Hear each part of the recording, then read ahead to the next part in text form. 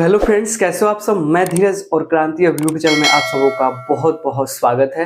दोस्तों, आज के मैं इस वीडियो में आपके लिए फिजिकल क्वांटिटीज यानी भौतिक राशियां, इससे रिलेटेड हर एक टॉपिक्स को समझेंगे और भौतिक राशि होती क्या है इसको भी बहुत ही शानदार तरीके से, बहुत ही अच्छे तरीके से मैं आपको समझाने का प्रयास करूंगा। तो दोस्तों, अगर आपको ये वीडियो अच्छा लगता है तो आप इस वीडियो को लाइक कीजिएगा, चैनल पर नए हैं तो चैनल को सब्सक्राइब कीजिएगा और बेल आइकन को जरूर दबाइएगा ताकि मैं इस प्रकार का जितना भी वीडियो बनाऊं नोटिफिकेशन सबसे पहले आप तक पहुंचे। दोस्तों, ये भौतिक राशियां क्या होती हैं, बस इसको समझना है, इसका पार्ट्स क्या होता है इसको देखना है और अच्छे से याद कर लेना है। हमेशा फिजिक्स जो है उसको फील करके पढ़िए ताकि एक एक पॉइंट समझ में आए। ठीक है, तो चलिए स्टार्ट करते हैं कि फिजिकल क्वांटिटीज होती क्या है और इसमें क्या क्या होता है, आखिर इसको किस प्रकार से व्यवस्थित किया गया है, किस प्रकार से इसके समझने का प्रयास किया गया है। चलिए समझाते हैं आपको और आप अपना टोटल माइंड का कंसंट्रेशन पावर इस बोर्ड पे रखिएगा। ठीक है, चलिए भौतिक राशियां यानी फिजिकल क्वांटिटीज ये होती क्या है, कैसे समझेंगे कि ये भौतिक राशि को किस प्रकार से आप समझ सकते हैं। इसको इंग्लिश में हम फिजिकल क्वांटिटीज बोलते हैं, यानी आप इसको कुछ इस प्रकार से परिभाषित कर सकते हैं कि वे राशियां जिनका मापन संभव होता है। लिख लीजिए कि वे राशियां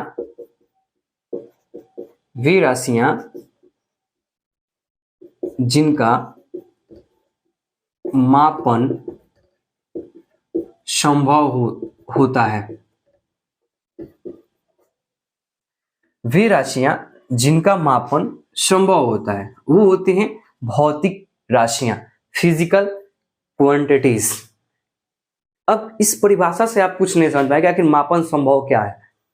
जैसे अगर हम बात करें कि कोई भी चीज को ले लीजिए, कोई भी चीज को लीजिए, उसको मेजरमेंट यानी इसको मापन को मेजरमेंट बोलते हैं। जैसे आप बोलते हैं कि इसका मेजरमेंट इतना ले लो, इसका मेजरमेंट इतना ले लो, यानी उसको मापते हैं। तो भौतिक राशि में जितने भी टर्म्स होते हैं हम लोग मापने का कार्य करते हैं। लंबाई को देख लीजिए, अगर हम बोलते कि मैं कितना फीट लंबा हूं तो क्या करते हैं उसके लिए आप मापते हैं।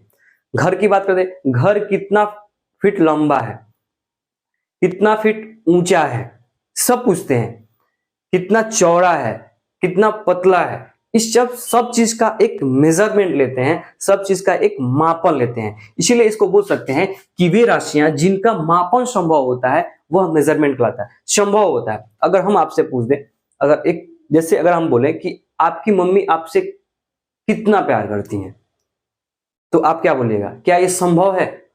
आप इसको बता सकते हैं कितना प्यार करती है? नहीं बता सकते हैं, क्योंकि ये बताने के योग्य नहीं है। ये आप नहीं बता सकते हैं कि वो कितना प्यार करती है, लेकिन यह एक टर्म्स होता है, इसको मापा जा सकता है। भौतिक राशि को क्या कर सकते हैं हम लोग, माप सकते हैं कि इसमें क्या होता है क्या नहीं होता है। ठीक है, लंबाई कितना है, चौड़ाई कितना है, ऊंचाई कितना है, द्रव्यमान कितना है, उसका भार कितना है, हर एक चीज को इसके अंतर्गत मापा जा सकता है। इसीलिए इसको बोल सकते हैं कि वे राशियां जिनका मापन संभव होता है वह भौतिक राशि कहलाती है। ठीक है, या फिर इसको बोल सकते हैं कि भौतिकी के नियमों को जिन पदों में व्यक्त किया जाता है उसे भी हम भौतिक राशि कहते हैं। भौतिक के नियमों को जिन पदों में व्यक्त किया जाता है उसे हम भौतिक राशि कहते हैं, या वे राशियां जिनका मापन संभव होता है वह होता है फिजिकल क्वांटिटीज, जिसे हम भौतिक राशि के नाम से जानते हैं। आशा करते हैं कि यहां तक आपको समझ में आ गया होगा। अब हम आते हैं कि भौतिक राशि के प्रकार को समझते हैं कि ये कितने प्रकार के होते हैं। देखिए, हम लिख दे रहे हैं भौतिक राशि का प्रकार। भौतिक राशियां के प्रकार, टाइप्स ऑफ फिजिकल क्वांटिटीज। ठीक है, टाइप्स ऑफ फिजिकल क्वांटिटीज में ये हम समझेंगे इसको दो तरीका से। एक समझते हैं दिशानात्मक के आधार पे, इसको लिख लेते हैं दिशानात्मक, दिशानात्मक आधार पे। और एक लेते हैं हम आपका निर्भरता के आधार पे, निर्भरता के आधार पे। ठीक है, भौतिक राशि को दो प्रकार से समझ सकते हैं। एक एक समझेंगे दिशानात्मक के आधार पे और एक समझेंगे निर्भरता के आधार पे, और फिर बात करते हैं कि दिशानात्मक के आधार पे क्या होता है और निर्भरता के आधार पे क्या होता है। तो समझिएगा ध्यान से, दिशानात्मक के आधार पे भौतिक राशि का भी दो पार्ट्स होते हैं। बहुत ही अच्छा तरीका से समझना है आपको, फील करके समझिएगा। दिशानात्मक के आधार पे भी भौतिक राशि के दो प्रकार होते हैं। एक होते हैं सदिश राशि, सदिश राशियां, एक सदिश राशियां होती हैं, और एक होता है अदिश राशि।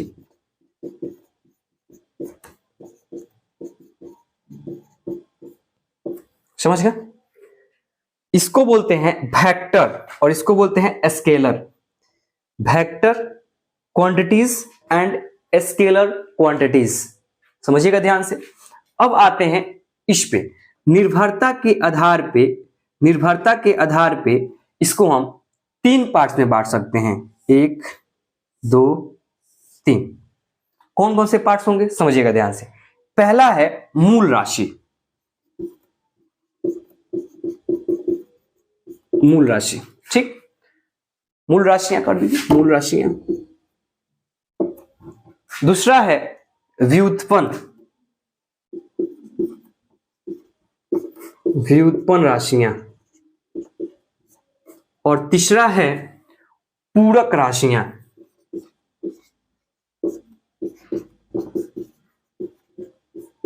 समझिएगा ध्यान से।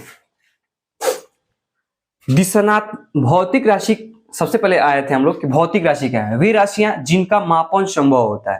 ध्यान समझना है कि वे राशियां जिनका मापन संभव होता है उसे हम बोलते हैं भौतिक राशि। भौतिक राशि के प्रकार में आते हैं ये दो प्रकार के होते हैं, दिशानात्मक के आधार पे, निर्भरता के आधार पे। अब निर्भरता की बात कर लेते हैं। निर्भरता के आधार पे भौतिक राशि के दो प्रकार होते हैं, सॉरी दिशानात्मक के आधार पर भौतिक राशि के दो प्रकार होते हैं, सदिश राशि, अदिश राशि, ठीक है। अब निर्भरता के आधार पे इसके तीन प्रकार होते हैं, मूल राशि, व्युत्पन्न राशि, पूरक राशि, ठीक है।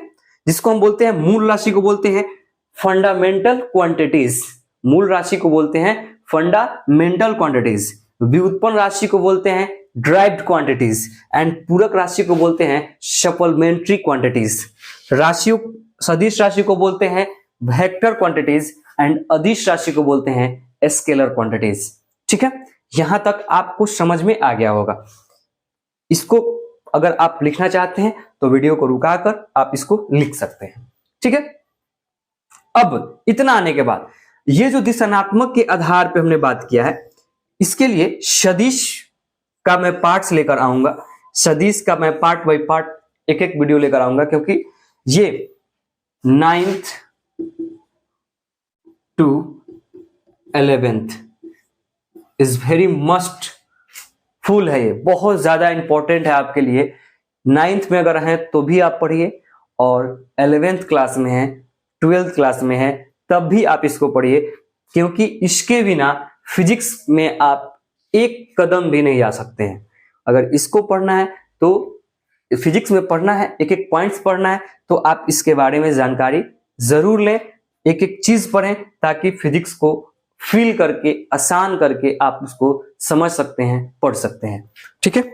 अब हम बात करते हैं, हम आज फिर बात करेंगे इस तीनों पे बात करेंगे, हम बात करेंगे इस तीनों पे, ध्यान दीजिएगा।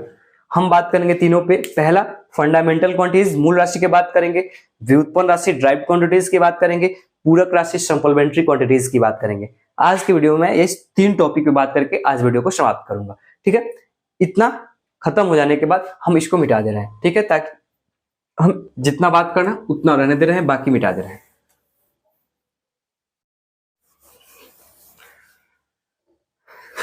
चलिए,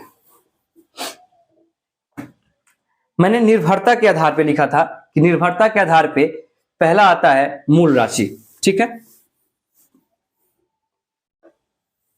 निर्भरता के आधार पे पहला आता है मूल राशि की बात कर लेते हैं।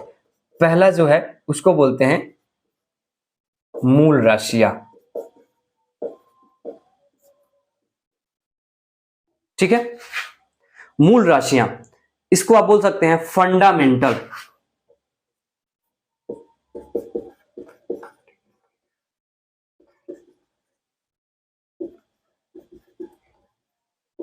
इसको आप फंडामेंटल क्वांटिटीज बोल सकते हैं। मूल राशियां क्या होती है? मूल राशियां, इसको बहुत ही बारीकी से, बहुत ही अच्छा से फील कर समझना है, ठीक है। इसको मिटा दे रहे हैं, बस ढंग से समझते चलिए, मजा आ जाएगा। चलिए, मूल राशियां ये क्या होती हैं, आखिर इसको कैसे समझेंगे कि मूल राशि के अंतर्गत होता क्या है? तो आपको बता दें कि ये मूल राशि में आप इसको बोल सकते हैं कि पूर्ण भौतिक विज्ञान सम्मिलित है। इसको आप लिख सकते हैं कि इस राशि में, इस राशि में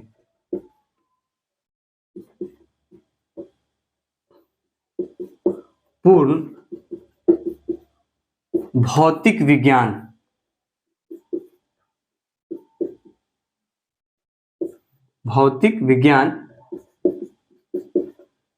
सम्मिलित है। एक मिनट,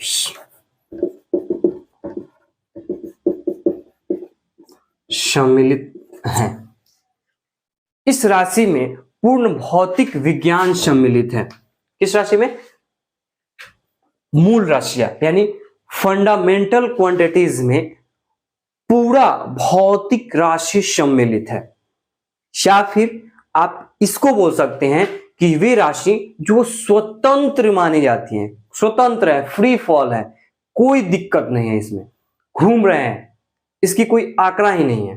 हमेशा लंबाई को देख लिया एकदम स्वतंत्र खड़ा है, लंबाई कोई दिक्कत। चौड़ाई देख लिया, चौड़ाई कोई वस्तु है उसका लंबाई होबे करेगा, चौड़ाई होबे करेगा, ऊंचाई होबे करेगा, द्रव्यमान हुआ है, एकदम श्योर सी बात है कि इसमें होगा। तो ये इसके अंदर पूरा पूरा भौतिक विज्ञान सम्मिलित है। इसको एज फॉर एग्जाम्पल के लिए समझ सकते हैं। जैसे आपको कोई चीज बनाना होगा, सपोज दैट आपको घर बनाने होंगे, आपको घर बनाने हैं, आपको बिल्डिंग तैयार करना है, आपको कोई दुकान बनाना है, उसके लिए आपको किस किस चीज की आवश्यकता पड़ती है? आप बोलते हैं कि घर बनाने के लिए सबसे पहले तो ईंट की आवश्यकता पड़ेगी, बालू की, छड़ की, सीमेंट की, मिट्टी की, हर चीज की आवश्यकता पड़ती है, तब जाकर क्या बनता है? घर तैयार होता है। तो ठीक इसी प्रकार आपको मूल राशि यानी भौतिकी के जगत को बनाने के लिए, भौतिकी के हर एक टर्म्स को बनाने के लिए, इनके अंतर्गत जितने भी 7 राशियां आती हैं उनका उपयोग किया जाता है। जैसे घर बनाने के लिए बालू, गिट्टी, सीमेंट, ईंट, पत्थर जिसका भी यूज होता है, वैसे ही भौतिकी को बनाने के लिए, क्योंकि इसके अंदर पूरे भौतिक विज्ञान सम्मिलित हैं, इसीलिए इसमें 7 आधारी राशियां आती हैं जिसको हम लिखते हैं। एक नंबर आता है, एक नंबर क्या आता है? एक नंबर फर्स्ट आएगा लंबाई,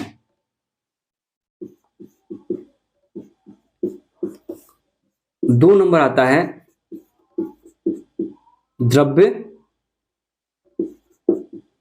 द्रव्यमान, एक नंबर लंबाई, 2 नंबर द्रव्यमान, 3 नंबर समय,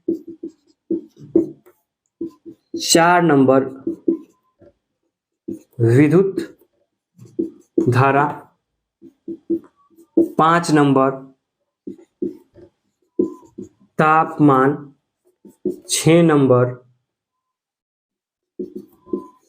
मोल और 7 नंबर जो है वह है आपका हो जाएगा ज्योति तीव्रता।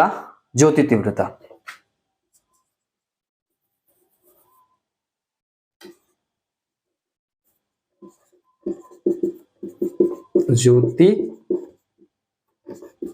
तीव्रता लंबाई, द्रव्यमान, समय, विद्युत धारा, तापमान, मोल और ज्योति तीव्रता।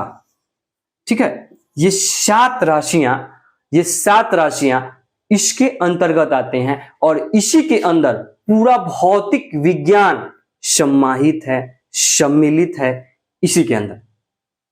ठीक है, क्या हो जाएगा? लंबाई, द्रव्यमान, समय, विद्युत धारा, मोल और ज्योति तीव्रता, ये 7 इसको हम आधारी राशि बोलते हैं। आधारी राशियां।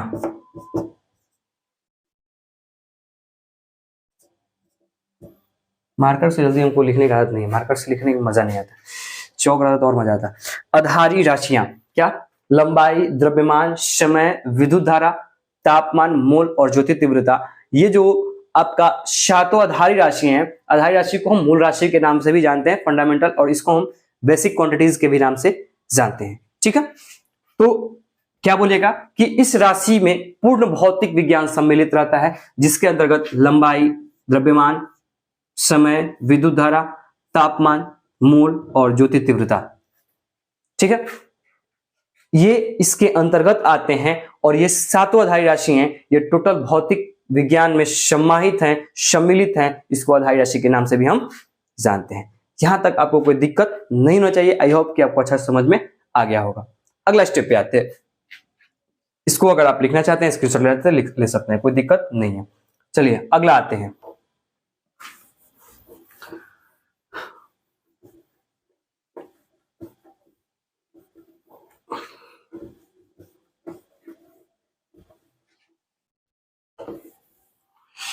अगला है आपका व्युत्पन्न राशियां, 2 नंबर।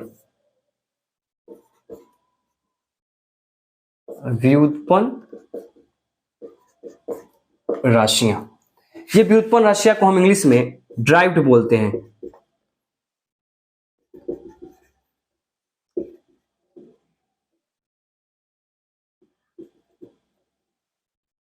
ड्राइव्ड क्वांटिटीज, व्युत्पन्न राशियां, ये क्या होती हैं, इसको कैसे समझिएगा। व्युत्पन्न राशि आखिर होता क्या है, सवाल उठा ना कि व्युत्पन्न राशि आखिर होता क्या है। तो आपको बता दें कि यह व्युत्पन्न राशि मूल राशि पर निर्भर रहता है। यह राशि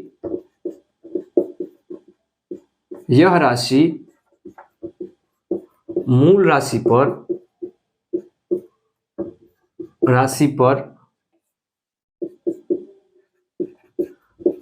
निर्भर रहता है। कैसे निर्भर रहता है, कैसे निर्भर रहता है, कैसे समझे कि इसी पे निर्भर ही है। जैसे अगर हम बात करते हैं कि हम अभी किस पे निर्भर हैं, तो मैं अपने पेरेंट्स पे निर्भर हूं, मैं अपने अभी पेरेंट्स पे निर्भर हूं, माता पिता पे निर्भर हूं। तो ठीक ये भी मूल राशि उसी पे निर्भर रहता है। अगर हम बात करते हैं कि जैसे अगर इसका बात कर ले, इसमें आता है जैसे में क्षेत्रफल, सॉरी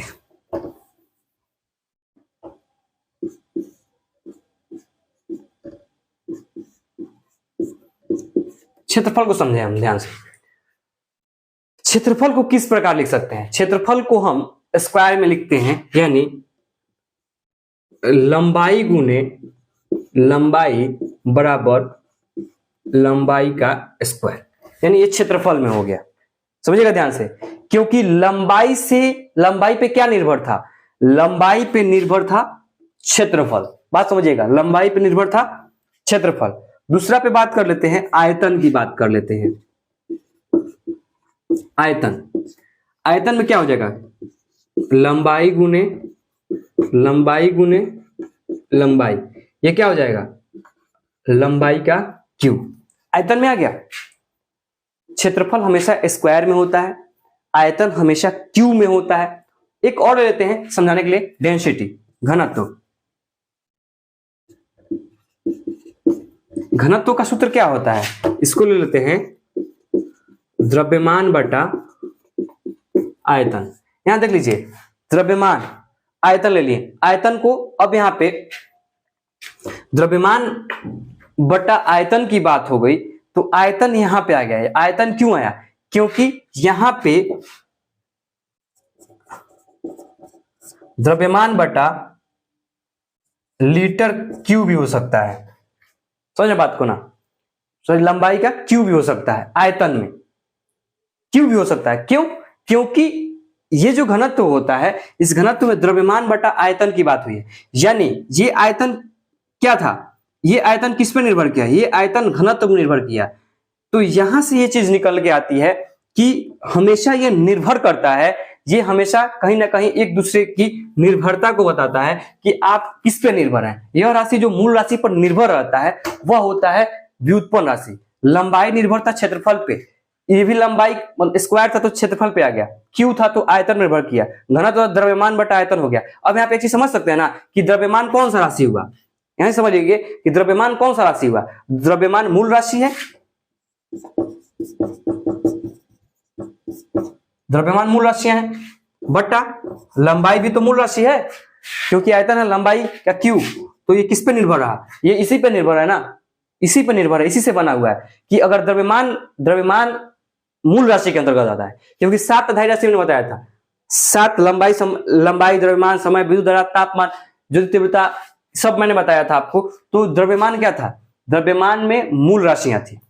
आयतन किसका था, आयतन किस पे डिपेंड है, आयतन लंबाई पे डिपेंड है, लंबाई भी क्या है मूल राशि के अंतर्गत आता है, इसीलिए हम कह सकते हैं कि यह हमेशा डिपेंड रहता है किस पे, यह हमेशा डिपेंड रहता है इस राशि पे, कौन सी राशि पे, आधारी राशि पे या मूल राशि के ये डिपेंडेंट है, उसी पर निर्भर रहते हैं, इनकी निर्भरता उसी से पहचान की जाती है, निर्भरता की वजह से ही इनकी पहचान इस ड्राइव्ड क्वांटिटीज यानी व्युत्पन्न राशि के अंतर्गत ही होता है। आशा करते हैं कि आपको यह चीज समझ में आ गया होगा कि कैसे क्या होगा। ठीक है, अब आते हैं हम लोग पूरक राशि पे। ठीक है,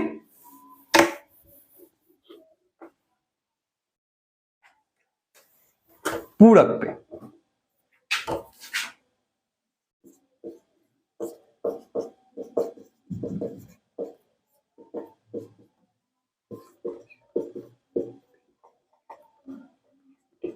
सप्लीमेंट्री क्वांटिटीज, इसको हम सप्लीमेंट्री क्वांटिटीज के नाम से जानते हैं, सप्लीमेंट्री क्वांटिटीज के नाम से जानते हैं। पूरक राशि क्या होती है, इस पूरक राशि में 2 टर्म्स आते हैं। ठीक है, एक आता है, इसमें 2 टर्म्स आते हैं, एक आता है रेडियन और एक होता है स्टे रेडियन, सॉरी,